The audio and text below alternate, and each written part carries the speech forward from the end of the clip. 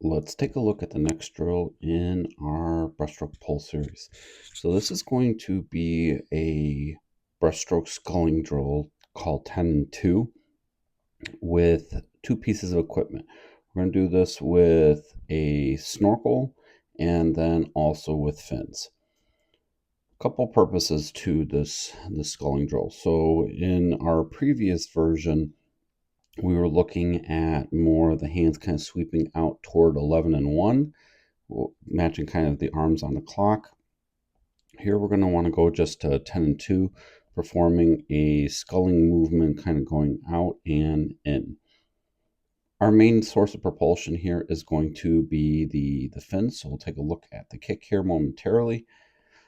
The snorkel here just allows the body to stay, for the head to stay in a very just stationary position, so that it'll also give us eyesight so we can kind of see what we're doing with our arms.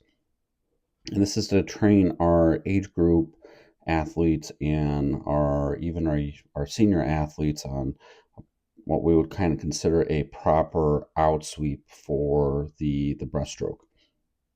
Now, as we mentioned before, you can also go to 11 and 1. It's a little bit smaller. We like that for our developmental level.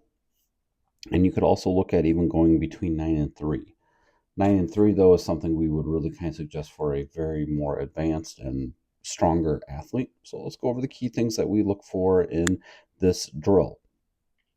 So we'll start out here with a kick, and what we want to see is just the feet here being pointed, which is achieved because we are wearing fins.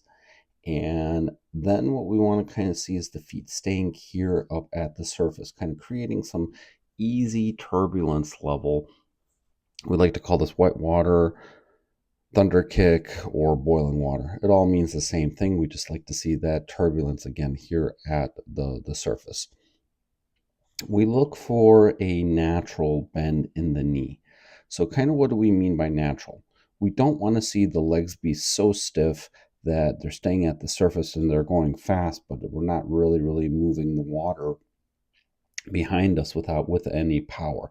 So we kind of need to find a balance point for speed and power. Now, balance doesn't mean it's going to be 50-50 like this. It might be maybe a little skewed, but just kind of think of it that balance doesn't mean it's going to be in equilibrium.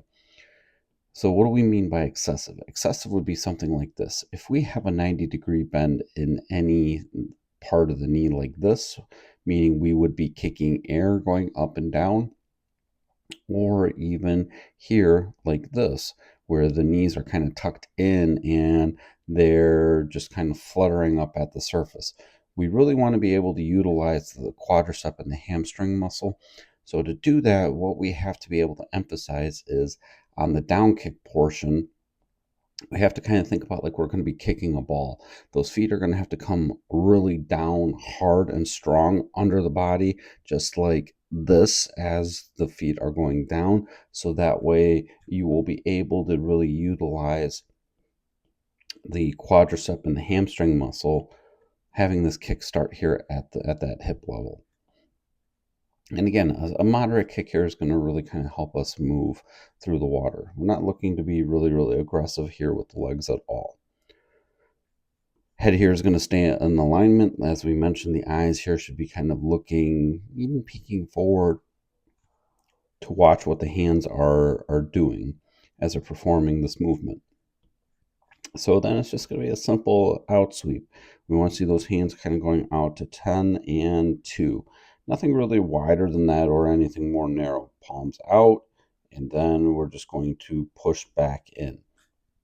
And this is just, again, to work on that muscle memory, creating where do we want those arms to go, 10 and 2. And kind of notice here how our athlete flips the hands kind of going in as we're going in for that in sweep right there.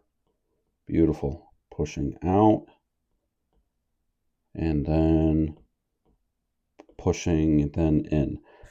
Nothing too fancy here, but we just really like to kind of see this drill perform nice and easy so that the athletes are really able to really kind of feel the water as they're performing the drill. So we're going to shift here to our underwater view. just again, we kind of want to see the kick. So here, a different perspective of that kick being performed. I want to see those toes pointed, which we have, and then we're checking out the depth here. You might even be able to go a little bit more. So just kind of remember what we want to see is that idea of kicking that ball under us, so then the feet have to be able to return up here to the surface, so that way we can have that great strong kick. So we look on our return view, just again here, a different perspective, just watching those hands sweep out, and then we're going to return in. Head here stays very nice and steady. Snorkel is a great tool for this drill here. Moderate kick, and we're moving again very well. Nothing again too fancy, just 10 and 2. So just make sure, and here our athletes actually a little wide at times. So kind of see here, we're probably even outside of that 10 and 2. So kind of thinking about, here is going to be 12, here's going to be 11 and 1. So the right arm here is just a little bit wider than we'd like to see. So just make sure you're also giving feedback to your athletes about this. And then underwater, we also like the placement of the hands here too, kind of just being under the surface of the water as we're moving through. And just very nice and strong as we're kind of moving through the water here. So if you found some value out of this, be sure to drop a like and subscribe.